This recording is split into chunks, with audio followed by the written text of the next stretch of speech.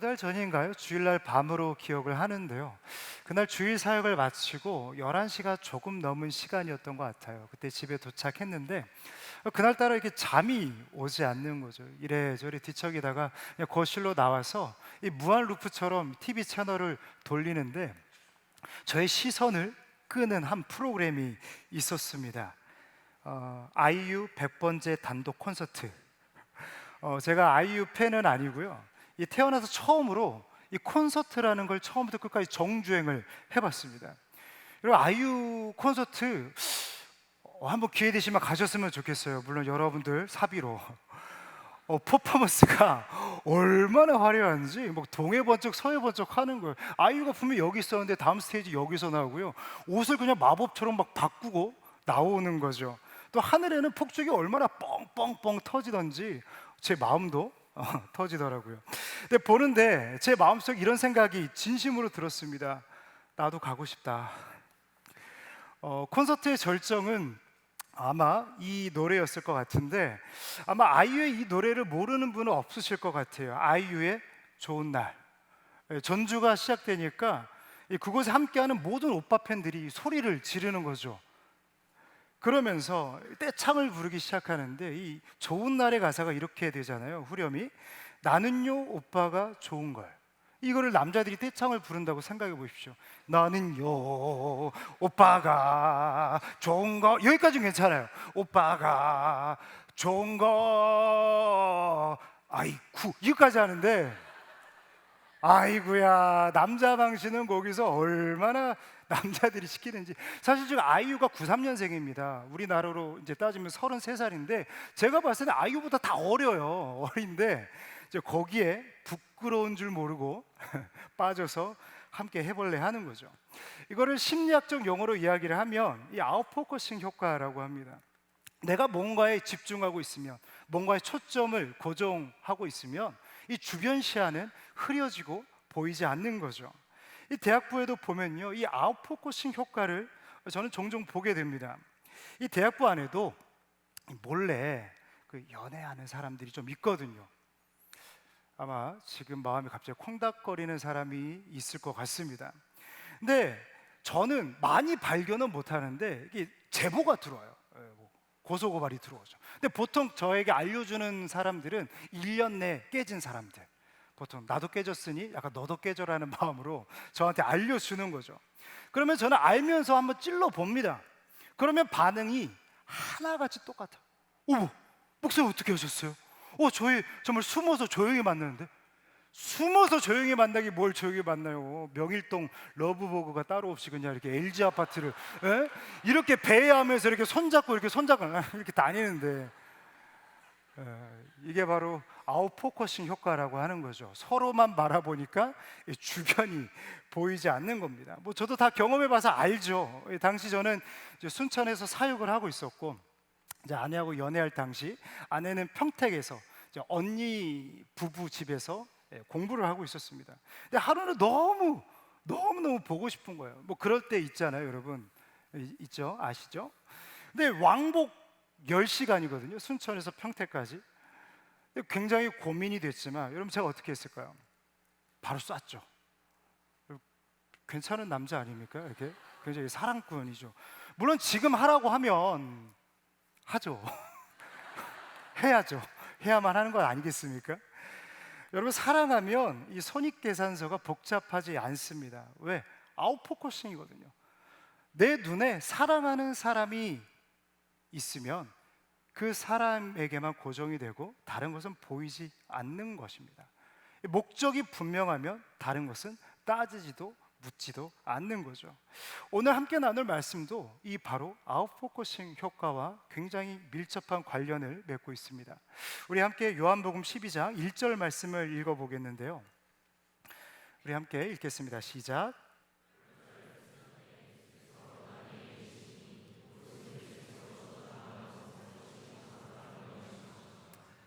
본문에서는 6월절 엿새 전에라고 시간을 분명하게 명시하고 있습니다. 이제 곧 십자가 사건이 다가올 것을 예견하고 있는 거죠.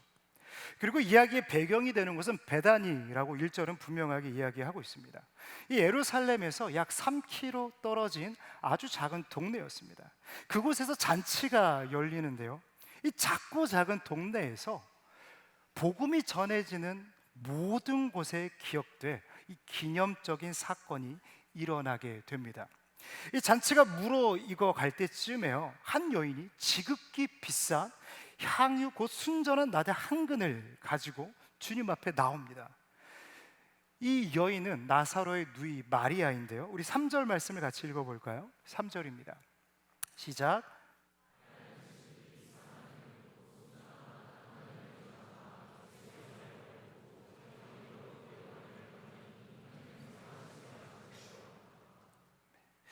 마리아는 아무런 망설임 없이 주저함도 없이 예수님의 발 앞에 향유를 깨트려 부어 드립니다. 아마 이 말씀을 여러분들도 여러 번 마주했을 텐데 굉장히 서정적이면서도 감동적으로 다가오죠. 아름다운 한 폭의 그림 같습니다. 그러나 당시 문화를 봤을 때 그 문화의 배경을 가지고 이 말씀을 바라본다면 굉장히 쇼킹할 만한 사건이죠.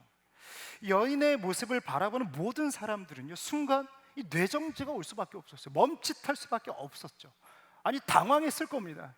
그녀가 깨뜨린 향유는 우리가 다 잘 아는 것처럼 동인도상 향유로 추정하는데요, 이 하나에 300데나리온이나 되는 아주 값비싼 물건이었기 때문입니다.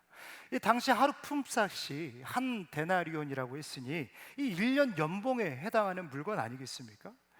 여러분, 가만히 생각해 보면요, 마리아가 이 향유 옥합을 사기 위해서 얼마나 많은 수고와 이 땀을 흘렸을까 생각해 보면 엄두도 안 나는 행위일 겁니다.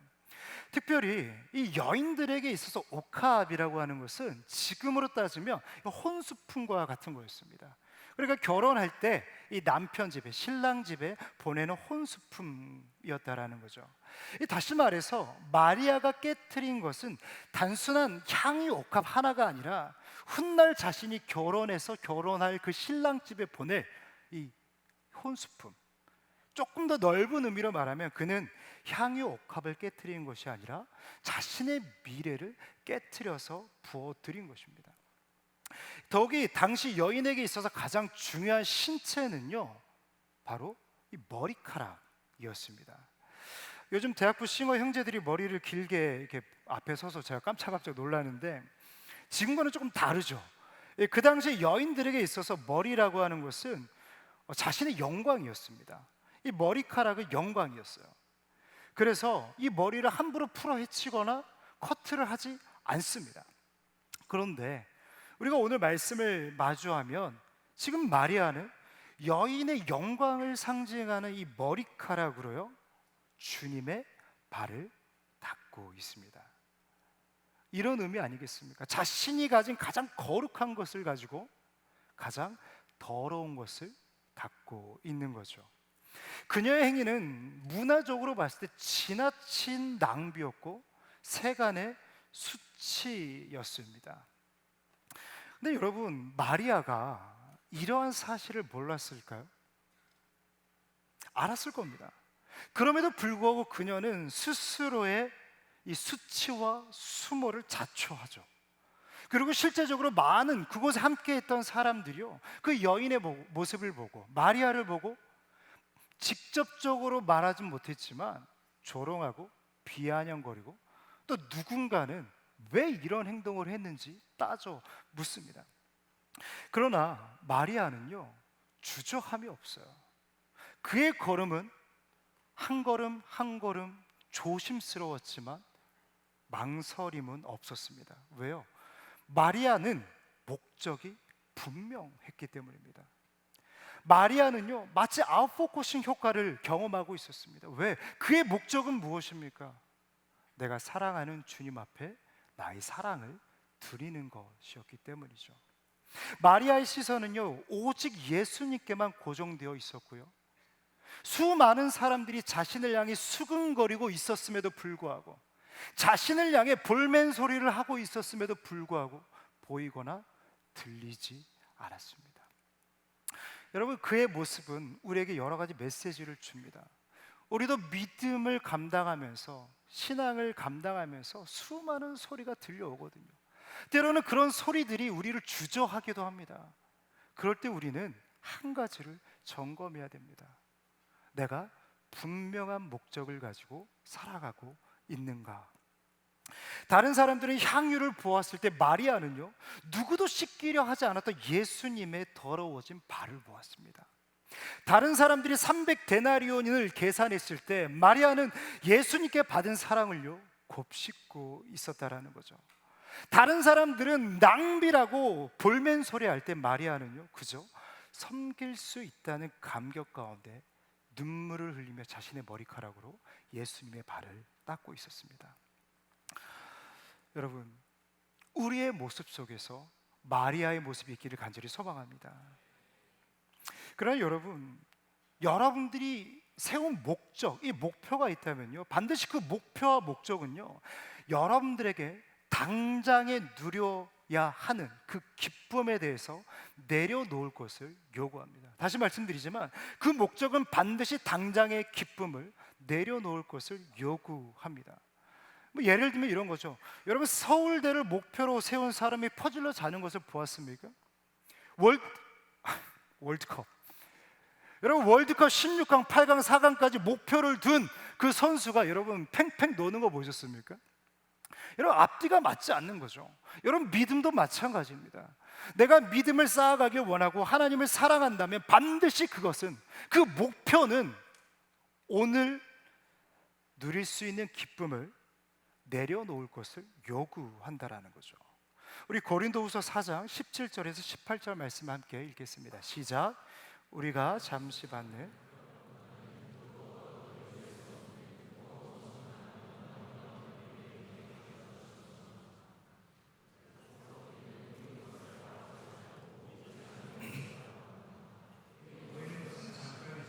보이지 않는 것은 영원하기 때문입니다. 아멘. 할렐루야. 여러분, 오늘의 기쁨을 내가 내려놓을 수 있는 이유는요, 사도 바울이 우리에게 알려주고 있어요. 그것이 끝이 아니기 때문이죠. 저는 오늘 말씀을 묵상하면서 이 복음서에 나와 있는 밭에 감추인 보화 이야기가 생각이 나더라고요. 여러분, 한 사람이 밭에 감추인 보화를 발견합니다. 여러분, 여러분들이 그 사람이라면 어떡하겠습니까? 평시세보다 비싸게 불러도 사지 않겠습니까? 여러분, 오늘 말씀을 저는 묵상해 볼 때 과연 마리아는 어떠한 사람이었을까? 우리는 굉장히 서정적이면서도 아름다운 모습 속에서 은혜를 누리죠. 그러나 저는 마리아만큼이나 철저히 계산한 사람이 또 없다라는 생각을 해요. 그에게 있어서 예수 그리스도는요 밭에 감추인 보화였거든요. 우리가 다루지 않았지만 이 앞에 말씀을 보면요, 나사로가 죽습니다. 그런데 살아나요. 예수 그리스도의 그 말씀 한 번에 죽었던 오라비가 살아나요. 여러분, 마리아는요 느꼈어요. 깨달았어요. 아, 내 삶의 소망은 이 향유 옥합에 있는 것이 아니라 예수 그리스도 있겠구나. 할렐루야.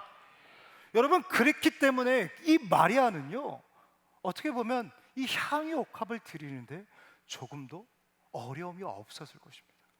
사람들이 수군거리는 거, 손가락질하는 거 아니요, 아무것도 보이지 않아요. 어쩌면 그는 가장 분명하고도 확실한 선택을 했기 때문이죠. 그래서 그녀는요 영원한 것을 향하여 마치 경주자처럼 달려가고 있어요. 그의 뛴걸음에는요 주저함이 없다라는 거죠. 여러분, 전력질주해 보셨습니까? 여러분, 전력질주하면요 주변을 볼 수가 없죠. 볼 겨를이 없거든요. 그런데 여러분, 우리의 모습을 한번 돌아볼 필요가 있습니다. 쉴 새 없이 주변을 돌아보는 우리의 모습. 믿음과 신앙이 내 삶에 가장 중요하다라고 이야기하고 내 삶의 푯대라고 세워놓고 우리는 많은 것들을 둘러봅니다. 예를 들면 SNS를 통해서 우리는 누가 어디를 가고 누구와 함께하고 무엇을 먹고 무엇을 입고 있고 무엇을 메고 있는지를 끊임없이 곁눈질하고 생각하죠. 어느새 나보다 앞서 있는 사람을 보면 불편해하고요, 나보다 잘 사는 사람들을 보면 시기합니다. 믿음을 가졌지만 내 삶의 앞에 푯대를 두었지만 그 믿음이 무색해지는 순간을 우리는 끊임없이 매 순간 경험한다라는 거죠. 그러나 여러분, 믿음이라고 하는 것을 많은 것을 보는 것이 아닙니다. 다시 말씀드립니다. 믿음이라고 하는 것은요, 많은 것을 보는 것이 아니에요. 믿음은 가장 중요한 것을 놓치는 것이 아닙니다. 할렐루야. 여러분, 그 놓치지 말아야 될 것이 무엇입니까? 오직 하나님께 영광인 줄 믿습니다. 여러분, 마리아는 그것을 보았던 거예요. 그 영광 가운데 거했던 오라비를 바라보고 그 예수 그리스도를 사랑했을 때 주님이 베풀어 주시는 그 은혜와 영광을 사모했다라는 거죠. 여러분, 어쩌면 우리는 믿음이 없는 것이 아니라 이 믿음의 목적을 잃어버린 것은 아닐까라는 제 스스로에게 질문을 던져봅니다. 나의 성공과 자랑, 자신까지 속여가면서 오직 나를 위해 하나님을 믿습니다. 하나님을 위해, 하나님의 나라를 위해서 내가 하나님을 믿는 것이 아니라 나를 위해 하나님을 믿습니다. 이러한 고백을 하며 살아가는 것은 아닌지 우리는 돌아봐야 된다는 거죠. 여러분, 나의 믿음이 진짜인지 알려면요, 우리는 예배하는 모습을 넘어서서 당장의 기쁨을 내려놓을 수 있는 선택을 내가 하고 있는지 반드시 돌아봐야 합니다. 한 번은요, 제가 엄카를 타고, 엄마차 엄카를 타고 가다가 신호대기를 하고 있었습니다. 신호대기를 하고 있는데 앞차가 갑자기 후진을 하는 거예요. 슬슬 오는 거예요. 저는 다급한 마음에 클락션을 울렸죠. 빵빵빵빵. 근데 이 차가 멈추지 않고 계속 오는 거예요. 나중에는요, 결국 어떻게 됐느냐? 팡 하고 부딪혔습니다. 여러분, 부딪혔으면 어떻게 해야 돼요? 문 열고 나가야죠. 잡아야 되는 거 아니겠습니까? 근데 앞에 박은 차가 갑자기 내리시더니 목을 잡는 거예요. 뭐지? 라는 생각을 했습니다. 근데 노 부부가 내리셨는데 죄송하다라고 말씀을 하시면서 저한테 그러는 거예요. 제가 지난달에 디스크 수술을 했는데, 이러면서 막 우통을 벗는 거예요. 뭐지? 너무나도 저는 당황스러운 거죠. 문제는 지금부터였습니다. 이제 엄카잖아요. 저희 어머니가 이제 권사님이신데, 여러분, 권카, 우리 권사님들의 차들은요 늘 하나가 달려 있습니다. 뭘까요? 십자가예요. 십자가요. 그분이요 십자가를 본 거예요. 그러면서 저한테 물어보는 거예요. 교회 다니세요? 저 순간 생각했습니다. 천주교라고 뻥칠까? 결국 내가 어느 교회 집사고 막 이야기하시면서 물타기를 시작하는 거예요. 결국 땡전 한 푼 못 받고 보내드렸습니다. 사실 20년 만에, 제가 10년 만에 오픈하는 사실인데 아마 이 설교를 어머니가 보고 계실 거예요. 굉장히 죄송한 사실입니다. 근데 여러분, 주님만을 바라보는 거, 여러분, 주님을 바라본다라고 하는 것은 반드시 이 내려놓음을 요구합니다. 믿음을 시인한다라고 하는 것은요, 나의 삶에 반드시 무엇을 버려야 하는지에 대해서 질문한다라는 거죠. 그거에 대해서 우리는 굉장히 어려워합니다. 우리가 부자 청년을 보십시오. 주님을 따르기 위해 왔지만 주님께서는 그 청년에게 있어서 버려야 하는 그 한 가지를 이야기하십니다. 여러분, 주님을 따른다라고 하는 것, 주님의 보좌 앞으로, 그 은혜의 보좌 앞으로 나아간다라고 하는 것은요, 반드시 내려놓아야 할 것에 대해서 주님께서는 물으신다라는 걸 잊으셔서는 안 됩니다. 그러나 제가 선택의 기로 앞에 섰을 때 이 마음을 잡아주는 말씀이 있는데요, 우리 마태복음 10장 32절에서 33절 말씀 함께 읽어보겠습니다. 시작. 누구든지 사람 앞에서 나를 시인하면 나도 하늘에 계신 내 아버지 앞에서 그를 시인할 것이요, 누구든지 사람 앞에서.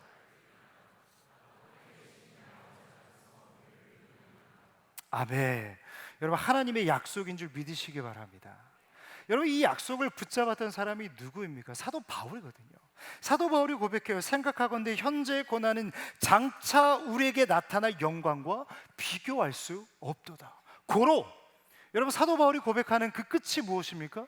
표대를 향하여 달려가노라. 할렐루야. 그는 분명한 목적 가운데 자신을 내려놓았습니다. 많은 것들을 포기했다라는 것이죠. 여러분, 그 포기 가운데는요, 많은 억울함과 손해와 미운털이 박힐 수 있어요.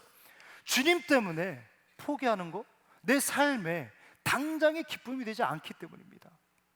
그러나 여러분, 우리가 주님 때문에 부인해야 될 일이 있다면 주님께서는 반드시 필요한 그 순간에 나를 증언해 주실 줄 믿으시기 바랍니다. 저는 오늘 말씀을 묵상하면서요, 가장 은혜가 되는 것은 이 여인이 향유를 붓는 방법입니다. 방법. 이 당시 향유는요, 이 두 가지 방법으로 사용을 했습니다. 첫 번째는 마개를 열어서 이 조금씩 사용하는 거죠. 이 두 번째 방법은 오늘 이 여인이 사용한 방법과 같습니다. 이 향유의 목 부분, 이 가느다란 목 부분을 깨트려서 한 번에 쏟아 붓는 방법이죠. 여러분, 마리아는요, 깨트려서 한 번에 쏟아 붓는 방법을 선택했습니다. 여러분, 깨트렸습니다. 깨진 유리를 다시 붙일 수 있습니까? 없거든요. 그녀는 되돌이킬 수 없는 선택을 한 것입니다. 어쩌면 이 모습을 통해서 주님께서는 그 여인의 전적인 헌신의 고백을 받으셨는지도 모르겠어요. 마치 아낌없이 후회 없이 후퇴 없이를 고백했던 그 선교사님처럼 마리아는 아낌없이 후퇴 없이 후회 없이 자신의 삶을 깨어드렸고 주님께서는 그 깨어드린 삶을 받으셨다라는 거죠. 그런데 우리는 한 가지 더 기억해야 됩니다. 우리가 우리의 삶을 깨트렸을 때 세상이 박수를 치느냐? 아니요, 조롱합니다. 비아냥거리죠. 마가복음은 어떤 사람들이 화를 냈다라고 이야기를 하고요, 마태복음은 제자들이 분개했다라고 이야기합니다.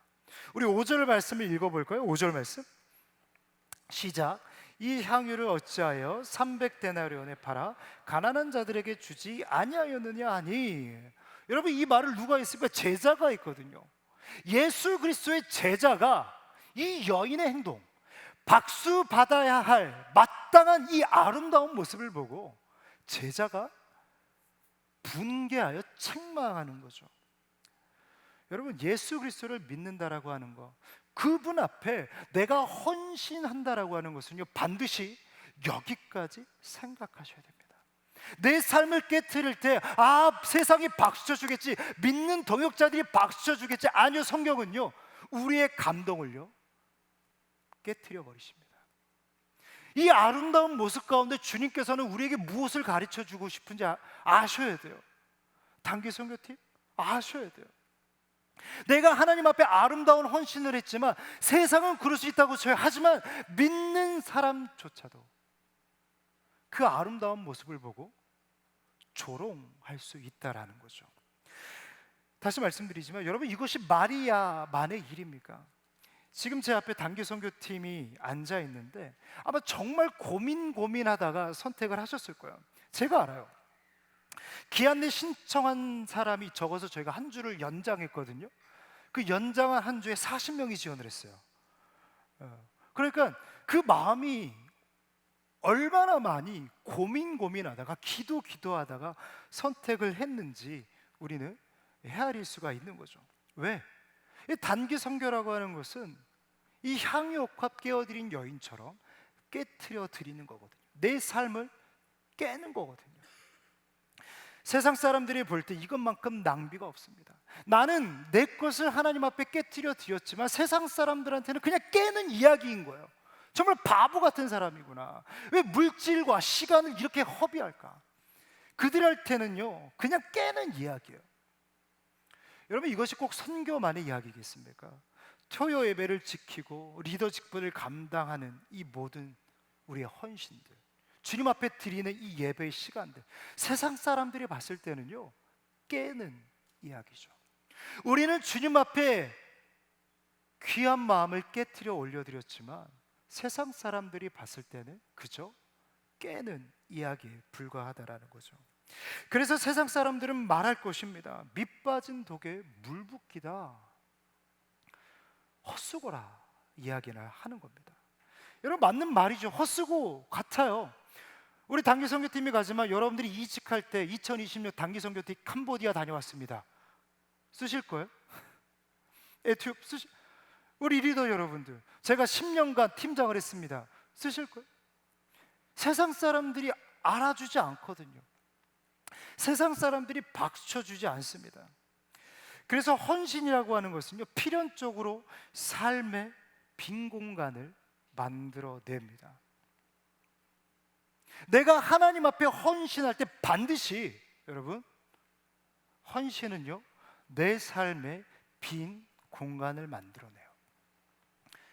그 공간이 가정일 수도 있고요, 학교일 수도 있고요, 직장과 같은 일터일 수도 있고요, 아니면 여러분들과 함께 교제하는 이 관계일 수도 있어요.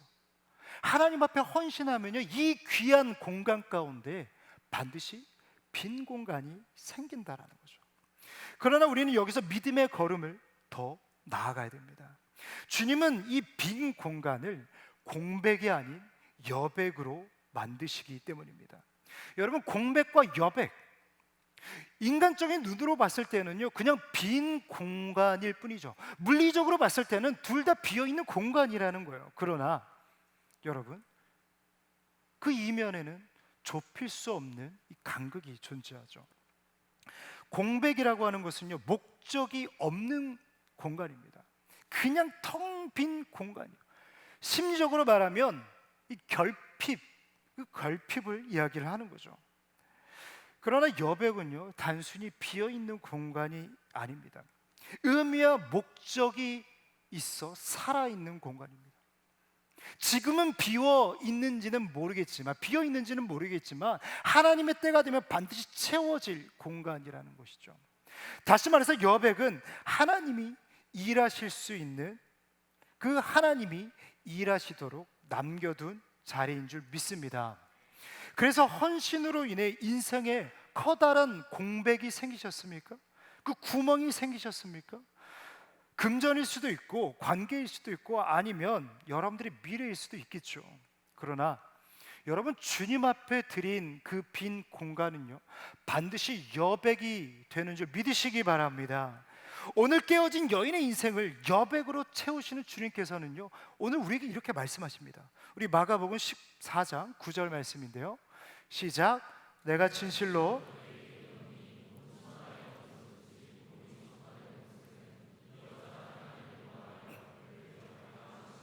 아멘. 주님은 밑빠진 독에 흘러나온 물을 통해 메마른 땅에 뿌려진 씨앗을 싹 틔워 내십니다. 여러분, 그런 은혜가 여러분들의 삶 가운데 있기를 축복합니다. 제가 최근에 목회 컬럼에서 소개받은 책인데, 이 빌헬름 스미트가 쓴 삶으로 다시 날아오르기라는 책입니다. 이 저자는 책에서 애움길을 두려워하지 말라라고 이야기를 하는데요, 애움길은 순 우리말로 빙 둘러가는 길을 의미합니다. 이 빨리빨리가 중요한 이 시대에 있어서 이 애움길은 굉장히 이 사치스러운 길이죠. 비효율적인 걸음입니다. 그러나 우리가 성경 말씀을 보면요, 예수님 또 하나님의 그 인도하심의 방법은요, 늘 지름길보다는 이 애움길에 찍혀 있을 때가 많습니다. 우리가 출애굽한 백성들만 봐도 그렇죠. 여러분, 예굽과 가나안의 가장 빠른 지름길은요, 이 블레셋을 통해서 이 지중해를 끼고 가는 길입니다. 그러면 수일 만에 갈 수 있는 아주 가까운 거리가 이 애굽과 가나안 땅입니다.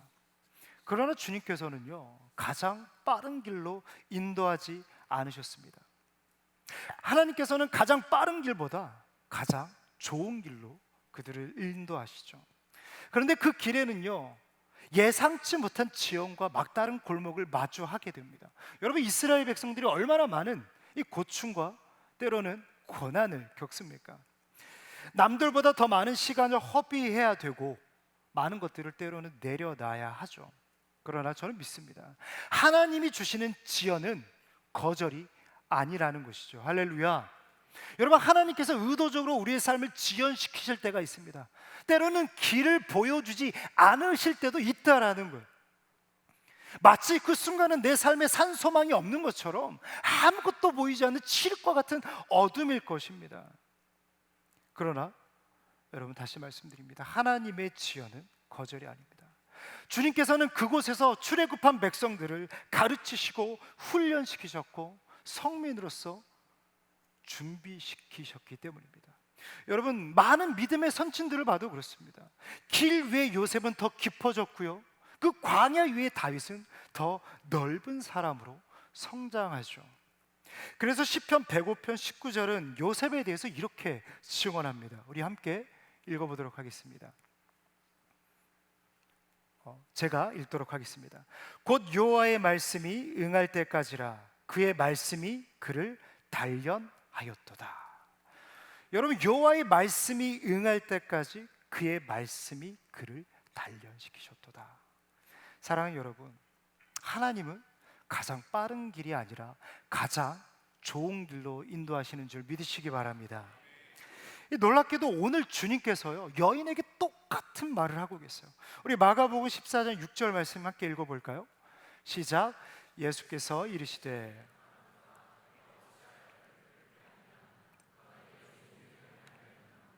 아멘. 그가 내게 무슨 일을 했다고요? 좋은 일을 하였느니라. 여러분, 세상적으로 봤을 때 이 향유 옥파 깨어드린 여인의 모습은요, 효율적인 모습이 아닙니다. 득이 되는 모습이 아니에요. 어쩌면 자신의 인생을 애움길로 몰아세우는 길일 것입니다. 왜? 여러분, 혼수품을 들여버렸는데 그러면 그는 어떻게 해야 돼요? 다시 혼수품을 사야 되는 거잖아요. 여러분, 1년에 품삯이 들어가는 돈입니다. 그럼 1년 동안 쫄쫄 굶으면서 그것만 모을 거예요? 아니잖아요. 내가 살아갈 돈과 저축할 돈을 나눠서, 여러분, 마리아는 또다시 수년을 고생하면서 이 향유옥합을 살 돈을 모아야 했었을 것입니다. 그러나 세상 사람들의 눈에는 그렇게 보였을지라도 여러분, 주님의 눈에는요, 좋은 일이었습니다. 사람들은 그녀를 낭비하는 사람으로 보았습니다. 그러나 예수님은 그녀에게 좋은 일을 했다라고 세우셨습니다. 우리 단기 선교팀, 주님께서 그렇게 축복하실 줄 믿으시기 바랍니다. 이것이 하나님의 나라의 방식이거든요. 여러분, 그렇기 때문에 여러분들에게 도전드립니다. 하나님이 여러분들에게 애움길을 허락하신다면 두려움 없이 그 담대한 한 걸음을 떼시기를 축복합니다. 오늘도 담대히 걸어가십시오. 조금씩, 그리고 꾸준히 걸어가십시오. 하나님은 애움길에서 우리가 생각하지도 못한 그 은혜를 예비하고 계시기 때문입니다. 우리 단기 선교팀도 마찬가지입니다. 많은 것들을 준비하고 또 생각했을 겁니다. 이를 위해서 한 달 이상의 시간을 쏟아 부었겠죠. 그러나 우리는 선교지에서 애움길로 인도하시는 하나님을 인정해야 됩니다. 불평불만 원망하는 것이 아니라, 내 뜻대로 되지 않을 때 하나님께서 우리에게 애움길을 허락하시는구나 생각하면서 그것을 기쁘게 걸어갈 수 있는 믿음의 역량이 여러분들의 있기를 축복합니다.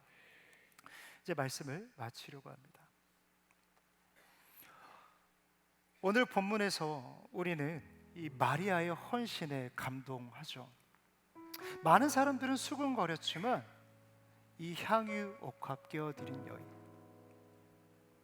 가장 귀한 것으로, 그리고 내 몸에 가장 아름다운 것으로 주님의 가장 더러운 발을 씻기셨습니다. 그러나 그보다 먼저 우리는 알아야 할 것이 있습니다.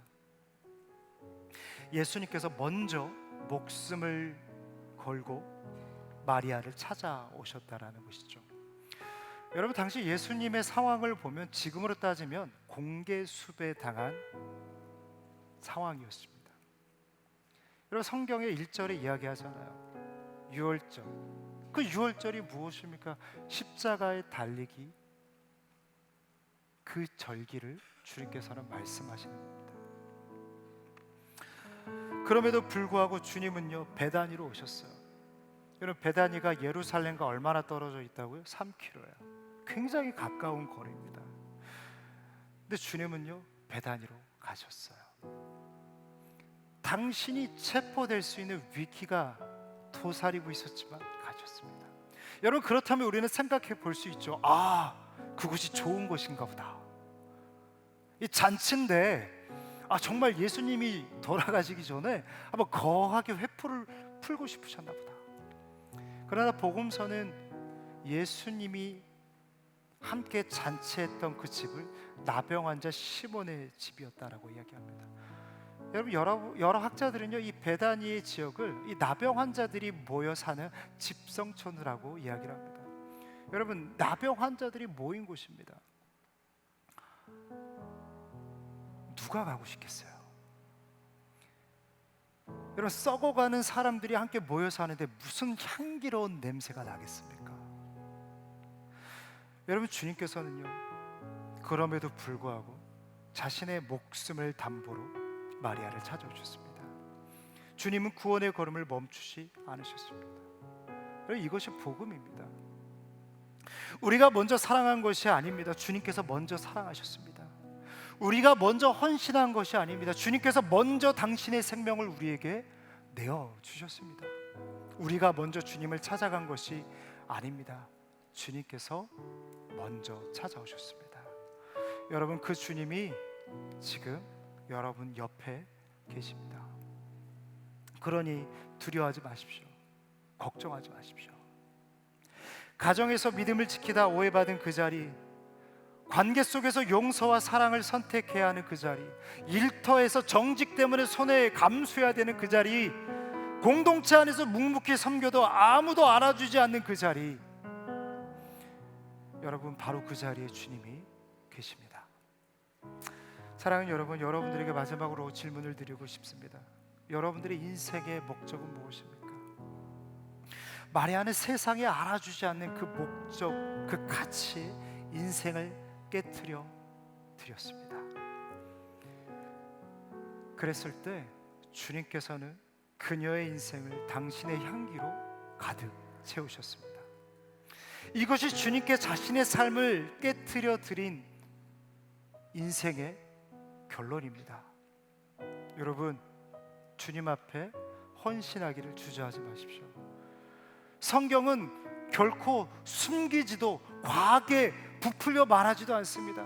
헌신하는 인생, 반드시 외로운 길을 걸어가야 하지만 그 인생에 남는 것은 그 나병 환자들이 함께 살아가는 그 썩어가는 냄새가 아니라 그 세상 속에서도 아름다운 향기를 풍기는 인생. 주님께서는 그런 인생, 그러한 인생으로 우리를 초대하고 계십니다. 그래서 주님 앞에 깨어진 삶에는 소망이 있습니다. 여러분, 그 소망 되신 주님 앞에 이 찬양으로 주님 앞에 나아가십시다.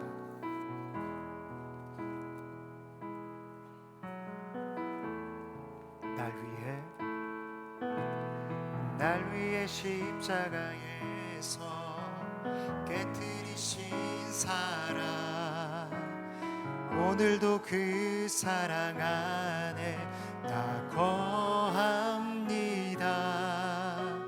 주님의 생명 내 안에 있고 주님의 사랑 날 강권하니 나 오늘도 주께 내 삶을 깨트립니다. 우리 한 번 더. 날 위해 십자가에, 날 위해 십자가에서 깨뜨리신 사랑, 오늘도 그 사랑 안에 나 거합니다. 주님의 생명 내 안에 있고 주님의 사랑 날 강권하니 나 오늘도 주께 내 삶을 깨뜨립니다. 오 주여 내 삶을, 오 주여 내 삶을 깨뜨립니다. 머리 위에 묻습니다.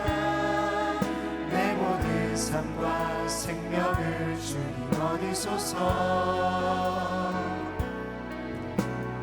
오 주여 내 삶을 깨뜨립니다. 주 머리 위에 묻습니다.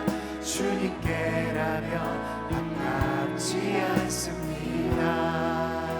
우리 한번 고백하며 나아가겠습니다. 날 위해 십자가에, 날 위해 십자가에서 깨뜨리신 사랑, 사랑 안에 나 거합니다. 주님의 생명 내 안에 있고 주님의 사랑 날 강권하니 나 오늘도 주께 내 삶을 깨뜨립니다. 오 주여 내 삶을 주님께 깨뜨립니다. 주 머리 위에 묻습니다. 내 모든 삶과 생명을 주님 얻으소서. 오 주여 내 삶을 깨뜨립니다. 주 머리 위에 묻습니다.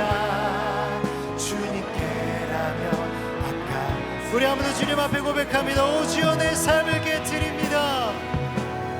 오 주여 내 삶을 깨뜨립니다. 주 머리 위에 묻습니다. 내 모든 삶과 생명을 주님 얻으소서. 오 주여 내 삶을 깨뜨립니다. 주 머리 위에 묻습니다.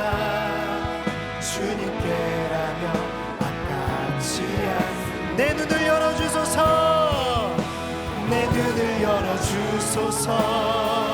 주의 잠대같이 오도록 내 앞에 계신 주님과 피할 것은 없습니다. 내 손에 아낌없이 다 주님께 드립니다. 오직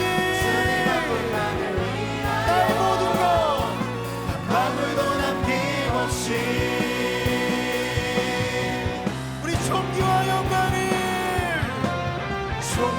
영광을 받으소서. 하나님 어린 양 예수 능력과 부와 지혜와 힘을 얻으소서. 존귀와 영광을 받으소서. 하나님 어린 양 예수 나라와 권세 영광 모두 주. 오 주여 내 삶을 주님께 드립니다. 오 주여 내 삶을 깨뜨립니다. 주 머리 위에 묻습니다. 내 모든 삶과 생명을 주님 얻으소서. 오 주여 내 삶을 깨뜨립니다. 주 머리 위에 묻습니다. 주님께라면 우리 모두 자리에 일어나서 고백하십시다. 존귀와 영광을 받으소서. 하나님 어린 양 예수 능력과 부와 지혜와 힘을 받으소서. 주님 나의 존귀와 영광을 주님께 올려드립니다. 모든 존귀와 영광을 주님 받아주시옵소서. 나라와 권세 영광 모두 주님께. 우리 시간에 함께 기도할 때 하나님 내가 마리아가 되기 원합니다. 내 삶에 아웃포커싱이 일어나길 원합니다. 내 삶의 목적은 주님 앞에 나의 삶을 깨어드리는 것입니다.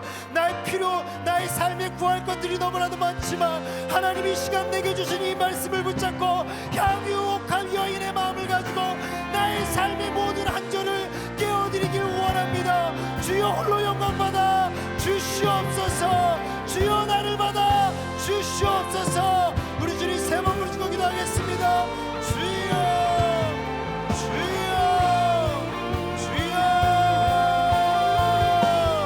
살아계신 하나님 아버지 이 시간 마리아의 마음으로 주님 앞에 나아갑니다. 주여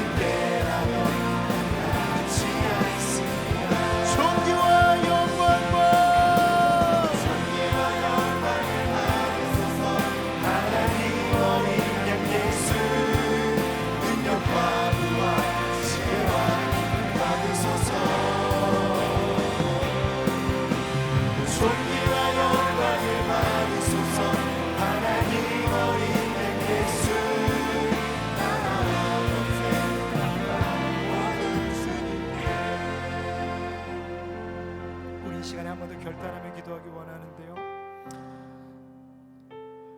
여러분, 내 삶을 깨트리는 거 말처럼 쉽지 않습니다. 뼈를 깎는 고통이 있고 찢어진 내 마음이 한 번 더 찢어져야 하고, 더 이상 어디까지 낮아져야 할지 모르는 그 내리막길에 우리는 또 내 삶을 맡겨야 하기 때문입니다. 그러나 우리는 그 길을 걸어가야 할 줄 믿습니다.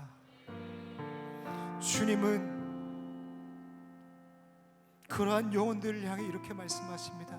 그가 내게 좋은 일을 하였도다. 여러분, 어떠한 삶을 살아가길 원하십니까?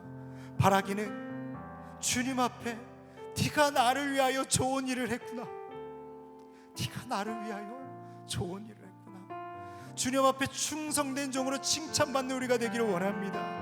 여러분, 그 자리는요, 내 마음에 내키는 곳이 분명히 아닐 것입니다. 가정이 될 수 있습니다. 직장이 될 수 있어요. 그 상사 앞에서, 그 동료 앞에서, 그 후배 앞에서 내 삶을 깨트려지는 그 순간, 내 삶을 주님 앞에 부어드리는 순간, 손해보는 순간, 때로는 억울한 순간, 아무 말도 하지 못하는 그 순간, 그러나 그 길이 주님이 나를 인도하시는 애운길이라면 그것이 내가 마땅히 걸어가야 돼 하나님이 허락하신 광야길이라면 우리는 기쁨으로 걸어갈 수 있는 줄 믿으시기 바랍니다. 하나님이 그 길을 통하여 우리를 복된 인생 만들어주실 줄 믿습니다. 애운길 끝에는 복이 있습니다. 축복이 있습니다. 은혜가 있습니다. 예수 그리스도가 두 팔 벌려 기다리십니다. 여러분, 그 주님께 안기십시오. 그 주님 앞에 여러분들의 인생을 맡기십시오. 우리 시간에 주님 세 번 부르고 기도할 때 주여 믿음을 더하여 주시옵소서, 믿음을 더하여 주시옵소서. 지금 주님 세 번 부르고 기도합니다. 주여, 주여, 주여. 살아계신 하나님 아버지, 그 고통스러운 순간을 내가 걸어가기 원합니다. 내 자존심이 깨어지고, 내 마음이 깨어지고, 내 관계가 깨어지고, 내 미래가 깨어지고, 내 물질이 깨어지고, 내가 가장 귀하고 값지다고 생각했던 그 모든 길, 그 모든 것들이 깨어지는 그 순간 하나님 도망치고 싶습니다. 차라리 그러한 믿음의 삶을 살아가는 사람들이 있다면 오늘 분개하고 화를 내고 있는 제자들처럼 그들의 편에 서서 너는 그것을 왜 가난한 자들에게 주지 않았냐고, 나의 믿음 없음이 아니라 하나님 그들 편에 서서 그 좋은 일을 선택했던 그 영혼을 우리는 정죄하고 싶어합니다. 주여, 이 믿음 없는 나를 용서하여 주시옵소서. 이 부족한 믿음을 가진 저를 용서하여 주시옵소서. 하나님, 우리 유서 공동체가 정말 주님 믿음을 세워가야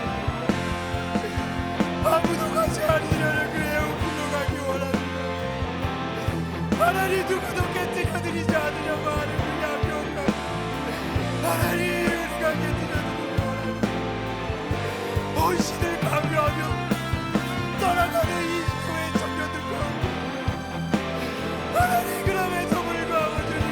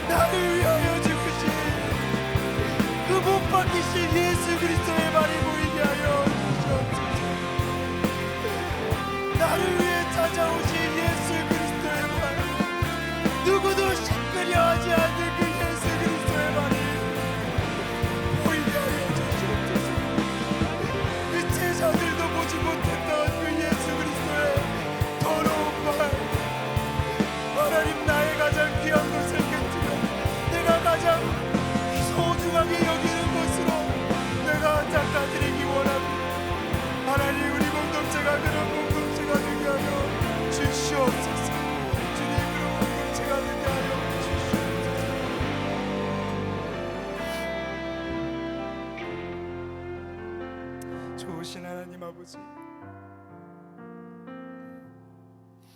하나님 헌신을 강요하면 교회를 떠나는 이 시대에 하나님, 저는 헌신을 강요하는 것이 아니라 그 제자들도 보지 못했던 예수 그리스도의 더러운 발을 우리가 보기 원합니다. 하나님, 우리의 모습은 누구 편에 서 있습니까? 그 귀한 헌신의 마리아의 모습을 바라보고 내가 알 수 없기 때문에 제자들 편에 서서 함께 분개하며 정죄하고 있지 않습니까? 그 믿음을 바라보며 유난 떤다고. 하나님, 이 시간 우리를 용서하여 주시고 마리아와 같은 믿음을 허락하사 내 삶의 가장 귀한 것을 깨뜨려 드려 내가 가질 가장 소중한 것으로 자신의 생명을 내어주며 내 삶에 찾아오신 피로 더러워진 그 팔을 닦아드리는 우리 유송 공동체가 되게 하여 주시옵소서. 하나님, 그 한 사람이 내가 되기 원합니다. 그 한 사람이 우리가 되기 원합니다. 하나님, 그 애움길을 자청하며 걸어가는 인생들에게 만나와 매출하기를 허락하여 주시옵소서. 이른비 늦음이 복된 소낙비를 내려 주시옵소서. 때로는 길을 잃어버릴 때에 구름 기둥과 불 기둥으로 인도하여 주시옵소서. 특별히 삶의 육신의 연약한 가운데 누워있는 부모님과 형제자매들이 있습니다. 주여, 그 가정에 축복하여 주시옵소서. 또 마음에 품고 기도하고 있는 그 중보가 필요한 지체들이 많이 있습니다. 내 삶의 자리가 그런 자리고 내 학교와 일터가 그런 자리입니다. 주여, 그 자리가 애움길이 되게 하여 주시고 하나님을 고백하는 자리가 되게 하여 주시옵소서. 오늘 밤에도 수고하고 애쓰며 말씀 준비하시는 담임 목사님, 원로 목사님 붙잡아 주시고 삶의 모든 자리 속에서 한 절이라도 주님을 닮아가길 원하는 그 갈망 우리도 배워가길 원하오니 주여, 우리 모두가 주님을 닮아가는 피조물이 되게 하여 주시옵소서. 모든 영광 주님께 올려드리오며 살아계신 예수님의 이름으로 기도드리옵나이다.